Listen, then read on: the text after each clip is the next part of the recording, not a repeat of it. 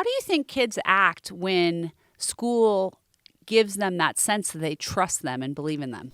I think it actually makes kids better because people are like, oh, well, there's people counting on me. I can do this. And before, if you're just being trapped in this little world, it's just not as fun and you're more inclined to want to do stuff you're not allowed to do. But here, you still make sensible decisions while still having that freedom. Welcome to the Future of Education podcast, hosted by MacKenzie Price. MacKenzie is the founder of a revolutionary new school model that's disrupting education through AI. Join us as we discuss the latest in education innovation. So, I'd love for you to introduce yourself. Hi, I'm Rourke. Hi, Rourke. It's so good to have you in here. How old are you, Rourke? I am 12 and I'm in 7th grade. And there's some really interesting things about you. I'm so excited to get to have this conversation with you on the podcast because your family is a little bit unique. You actually moved to come to the school. Is that right? Yeah. Tell me about that. I moved from a traditional school to come here because we heard a lot about it and my dad has been doing some stuff with it. So I did a shadow day and I just knew that it was better for me. And I fit in immediately, which was a really great feeling. So now, what was it? Tell me about what the shadow day experience is like. For people who don't know, when we have a new student who's thinking about coming to one of our schools, they get to go do a shadow day. Tell me what that experience is. So you come in and you basically just do a normal day at school, except you always have a mentor just showing you around, telling you all the fun stuff. Yeah. Okay, cool. So for me, I had Naomi, and she just showed me all the fun stuff. And for launch, she was my partner, and I just always had someone with me, which was really helpful, so I never felt like I was just sitting alone. For example, just like in those movies where you're sitting alone in the cafeteria, that didn't happen to me. I was always with some group one way or another. That's fun. So you mentioned that at the end of your shadow day, you were like, this just fits better. Tell me what about your new school is different than your old school. Well, number one, it feels like we have a lot more freedom and they actually have a lot more trust in us because at my old school, it's so structured and everything has to be the exact way. Mm-hmm. But here, it's like you can do your own plan as long as you're getting everything done because we trust you, we believe in you, and it's really helpful just getting that experience. And it feels more like the real world versus just being stuck in school where we switch classes every 45 minutes. How do you think kids act when school gives them that sense that they trust them and believe in them? I think it actually makes kids better because people are like, oh, well, there's people counting on me. I can do this. And before, if you're just being trapped in this little world, it's just not as fun and you're more inclined to want to do stuff you're not allowed to do. But here, you still make sensible decisions while still having that freedom. Yeah, absolutely. So tell me other ways that you feel like your new school is different, this school is different than your old traditional school. Definitely the learning strategies because I get to go at my own pace. How my mom describes it as my own learning track because I know that I excelled in language, but I was always behind in math because I never just grasped the concept. But now I get to redo my skills, get to grasp the concept and not have to be rushed or left behind or anything like that because I can work in my own way and I can use my own strategies and I'm not being forced to do it a specific way. So at this school, now that you're at this school, have you caught up in math? I am definitely getting closer just because I now have more chance to learn it and because all of these skills add on top of each other and use a little bit of the strategy from the skill before, if I didn't understand it, then all of the skills would just not make sense. But here, I know, I didn't understand the skill, so I can just repeat it and then I finally understand it and it just all makes sense because I can work in a specific pattern. Talk to me about the workshops and what you do in the afternoons at your new school. So in the afternoons, we do fun workshops where they take a hobby or some sort of activity and they turn it into a learning experience for us where they use life skills. So I'm in pottery right now where we get to go to this cute little space and we just get to throw on the wheel and there's a lot of different life skills that are a part of it, but I think one is being able to learn from your mistakes and learning from failure because I know that I'll be, oh my God, I made a pretty bowl. It's so perfect. And then when I'm taking it off the wheel, it just splat on the ground and you just have to be okay with it and you're like, okay, so next time when I'm picking it up I will bring the plate over or something. And it definitely has made me better at pottery, but I feel like it also changes my perspective for other things. That's incredible. I love learning that life skill, and certainly learning to deal with failure is a really important skill. What do you think happens for a young person when they learn that skill early on? How do you think that serves you later? I think that it makes you better at life because when you are doing something and you're not okay with failure, you're more inclined to fail because you're pushing yourself so hard that you might just forget something. And now I am like, okay, I just go with the flow. I don't need to do the certain thing because I can just go with it, and it's a lot simpler. And another thing that we've been learning is process thinking, which definitely is a big part of it. Okay, tell me about process thinking. What's that skill? It's not only looking at the end goal, which is like, oh, I'm going to get a perfect pot. It's that learning the specific steps and actually going with it instead of just rushing to get to the end product.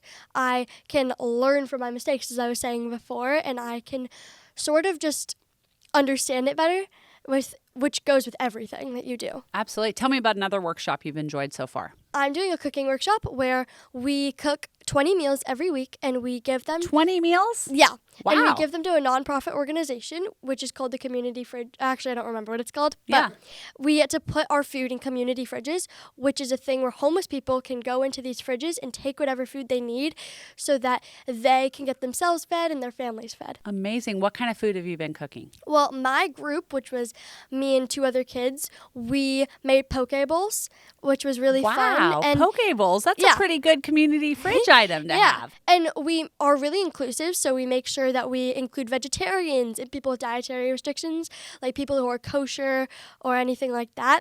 And we have to work with teamwork, and we have to be problem solvers because we didn't get enough rice, so we kind of just had to go with it. And it ended up being okay because we took a second, found our solution, and we ran out to the store and got rice. That's incredible. So you're learning to cook, and you're helping your community. Yeah. By doing that. That's an incredible workshop. What about any physical workshops? Have you done anything physical? I did a rowing workshop called Rowlingo, and this one was learning and physical because we did Duolingo and we all had to pick a language and we had to stick with it, and we had to keep our streaks every day to get this specific prize. Some days it would be we could get a Starbucks drink or we could get a stuffed animal or something like that. And then once we achieved our streaks or once we finished certain units, we would get to go row on the water on Lady Bird Lake, and it would be super pretty and super nice. And I think that even though I don't row often, I think it's a good skill to have because when I do go out on the water, I can be like, well, now I have options. Now I get to row. Okay, so you combined rowing with learning a foreign language. Yeah. And it was like rowing was almost the reward for doing your foreign language streaks. That's and it was incredible. a really fun reward. I was like, it doesn't feel like a hassle. And it feels more like a reward, which originally I was like, well, this just feels like a hassle. Do I actually want to do the rowing part?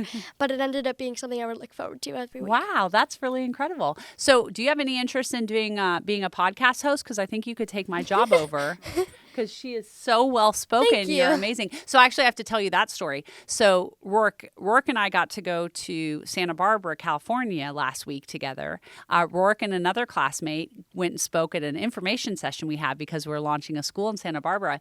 And the next day, I had breakfast with 2 parents who had been at the info session. Oh, really? And they said to me, we watched those 2 girls speak and run that info session. And we walked out and thought, we have to get our kids in this school. We have got to give our kids this kind of experience because they were blown away by your public speaking and by the planning that you had done that went into your talk. And the other thing that I just want to commend you on, Rourke, is it wasn't like you guys had a memorized speech. Yeah. Because I actually think when you go up with a memorized speech, it can sound awkward. You guys were so quick on your feet and you went in with a game plan about the things you wanted to talk about. But the other thing you did such a good job on was we had Q&A. And I think that's pretty impressive that we had 2 7th graders who were able to stand in front of a big audience and take on any questions that came on and just did that. Did you have any hard questions? Do you remember anything that was like, ooh, this was tricky? One was like, do you get stressed out in school? And that one was just complicated because the school isn't what's stressing me out. I put a lot of pressure on myself as an individual. So I wasn't exactly sure how to answer that. But I just went with the most reasonable answer, which was no. But then I sort of explained how I am controlling over my own emotions, where it's not like they're forcing me to do these specific things, but I am pushing myself to something I know I can do. I just need a little bit of a push. Yeah. I have a question. Yep. So how does your school handle those emotional issues differently than a traditional school? I feel like that's unique. Is it unique the way your school handles emotional issues in their students, and how? At my traditional school, it was, if you're sad, it's just like, do you want to step into the hallway for a minute, take a breath, come back inside? Whereas that's not helping anything, that's just sort of brushing the problem away. Whereas here, if I'm feeling overwhelmed or if I'm feeling sad or something like that, I can go up to my guide and I can discuss the problem, and we will spend time, my guide will take time out of their day to help me come up with a solution where I am constantly feeling happy and I don't feel like I'm being rushed or anything like that. Can you give an example of where that's happened, where your guide and you have been able to problem solve around some challenge you were having? So I looked at my dashboard one day and I realized I have to do 45 skills a week, which is over double the average. And now, why do you have to do over double the average? Because you're needing to catch up? Because I'm needing to catch up, and because we started doing social studies recently, which is adding 10 more skills. And I felt really overwhelmed. I felt like I couldn't handle it, and that was definitely demotivating. But my guide noticed this, and we went into a room and we talked for a while, and we came up with a specific skill plan where it's not too much for me, but I'm still getting the work done, but it doesn't feel like I'm being overloaded with work. Really? So you and your guide sat down and figured out like basically a project plan for how you can hit your goals but not have it feel overwhelming. So it was like one day you can do 5 math, but then you can wait a little to do the other 5 math so it doesn't just feel like you're going at math all of the time. Absolutely. Why do you think traditional teachers don't help their students with these emotional issues in like a traditional school? Because they're like, okay, you can go see the guidance counselor, but like no kid is just going to go up to the stranger and just open up to them and tell them all of their problems, because also what can they do about your problems? They don't have any attachment to your home life or anything like that. So teachers are just so preoccupied and they never have time to like be like, are you okay? And even if they do say, are you okay? They very obviously don't care about the answer.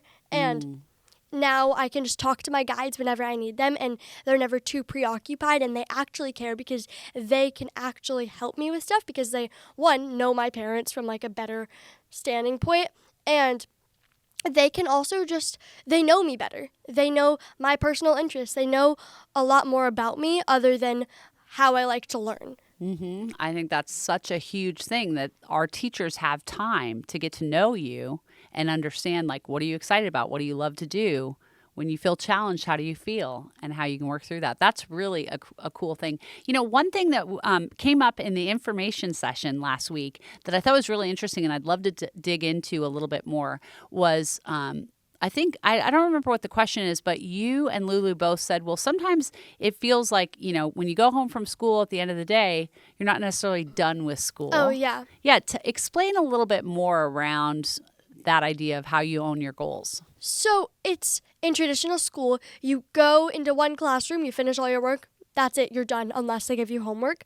Whereas here, you're just given 2 hours, you can mess around with whatever you feel like makes sense, and if I don't get that done, that's on me, and I am able to do that at home because I have my personal goals that I have to live up to, and I think that actually pushes me a lot more than just being done with the subject and then dreading my homework later on in the day. So, you know, this school is different than traditional school, right? Definitely. You're learning on personalized learning platforms. You're using an AI tutor, which people get very scared about that. And they think, oh my gosh, this is so bad. Or you're doing screen time and what is it? They don't understand what the day is. And one of the things we've kind of realized is there's certain hurdles that parents have about, like, I don't know if I can send my kid to this weird school. Yeah. And one of them is like, they don't even have teachers. And everyone believes teachers are like the greatest thing in the entire world. So if you were talking to a parent who was thinking about sending their kid to one of our schools, but was a little nervous about it, tell me what you would say. Like, pretend I'm a parent that's saying, I'm not sure if I should send my kid here.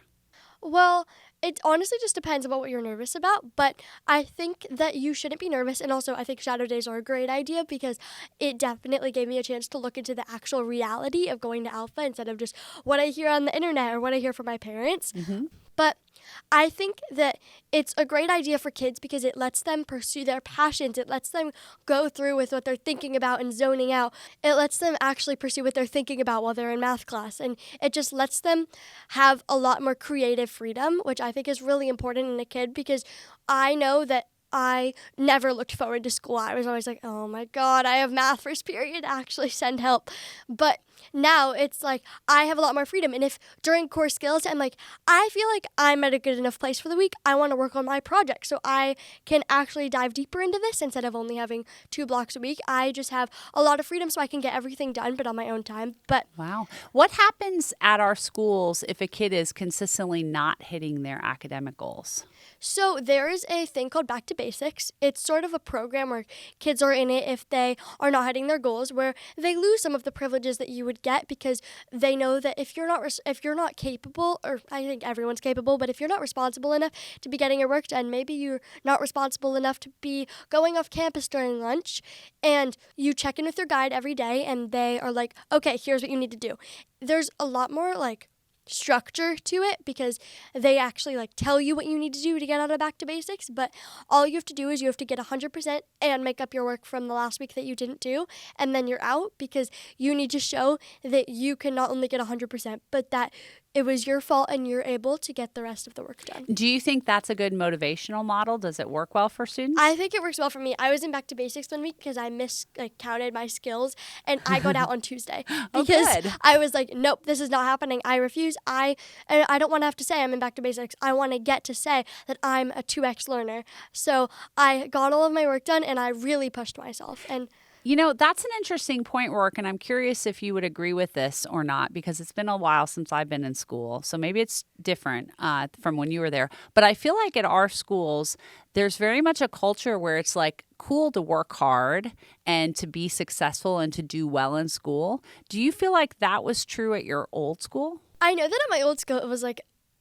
sort of the stereotypical, oh, you're a nerd, you're actually doing the extra credit, just do the easy way out. But here, if I hear my friend got 200%, I'll be like, oh my God, I should get 200% too. You're being an inspiration to me because getting a big percentage is actually really inspirational. And at the end of the week on Fridays, we see what everyone got for the week and we applaud everyone that got big things because you actually get recognized for it instead of just getting those 3 extra points that you would. That's so true. And so do you think our culture, does it get competitive, or is it is it a fun way of doing it, or is it competitive in a cutthroat way? I think that it's a fun way of doing it. I do think that in my friend group it can get competitive because we all are really competitive people and we all want to excel and be on the top of the leaderboard because there's a little leaderboard and you get points for how much extra credit you do. But I also think that it's just more of a motivation and more inspiring when your friends get extra credit because you're like, yeah, that's cool. I want to do that too. I know that they're happy with it and I know that they're capable of it and I can do this too. That wraps up part 1 of this episode, but don't worry, there's a part 2 coming soon. If you haven't hit that subscribe button, now is the time to do it, so you can stay up to date on all our episodes. You can connect with MacKenzie on social media and be part of our daily conversation over on Instagram at futureof_education. For more info about the show and our guests, you can always visit futureofeducationpod.com. Lastly, if you're loving what you're learning, please leave a review wherever you listen to podcasts. We'll be back in your feed soon, but until then, remember, kids are limitless, and it's our job to unlock their potential.